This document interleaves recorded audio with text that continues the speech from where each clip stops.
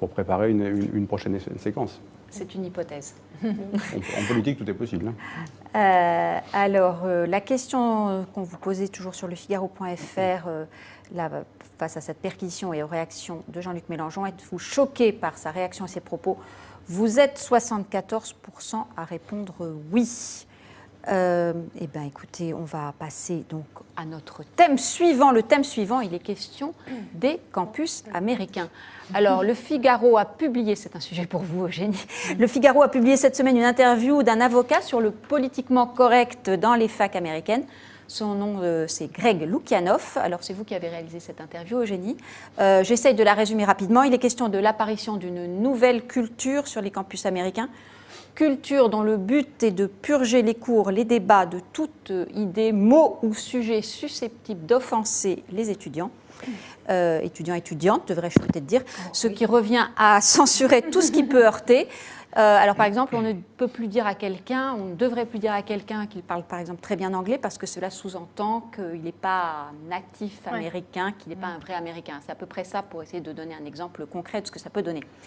Je ne vous donne pas tout de suite la parole, Eugénie, parce que je sens que vous êtes intarissable sur le sujet. René Frégosi, ça vous choque, vous qui êtes féministe, cette tendance du politiquement correct Ah oui, absolument, parce que ce n'est pas du tout ma conception du féminisme. Ce n'est pas un féminisme puritain que je défends depuis que je suis toute jeune. C'est un féminisme de la libération sexuelle, de la liberté des mœurs et de la libre pensée et de la libre disposition de son corps, ce qui n'est pas du tout le cas, à mon sens, des néo-féministes, comme je dis. Mais vous savez, c'est pas seul. Est-ce que c'est que le fait des néo-féministes là non, pas du tout. Mais ce politiquement correct, il n'est pas seulement aux États-Unis, hélas.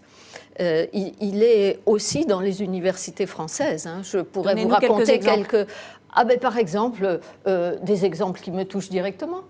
Par exemple, vous n'avez pas le droit de dire que Perón, le leader populiste argentin des années 50, parce que vous êtes une spécialiste de a été la porte d'entrée des nazis après la Deuxième Guerre mondiale.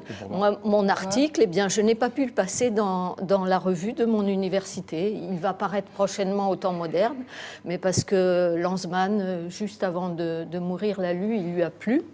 Et donc, il sera publié, mais parce que je n'ai pas le droit d'attaquer le péronisme, parce que je fais des liens aussi avec le péronisme d'aujourd'hui, par exemple. Mais c'est un débat universitaire. Mais sinon... Mais c'est du politiquement correct pour vous, ça? C'est-à-dire que...